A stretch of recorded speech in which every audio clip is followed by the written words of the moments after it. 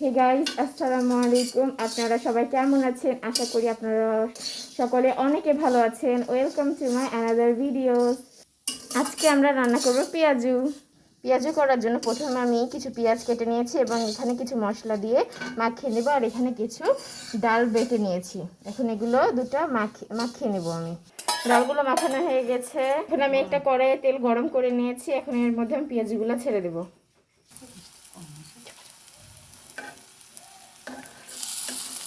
এই যে আমি একটা একটা করে ছেড়ে দিচ্ছি। এখন আমি এগুলোকে লাল লাল করে ভেজে নেব। এই যে লাল লাল করে আমরা ভেজে নিচ্ছি। এখন আমি হটপটে তুলে নিচ্ছি, তাহলে জিনিসগুলো গরম থাকবে।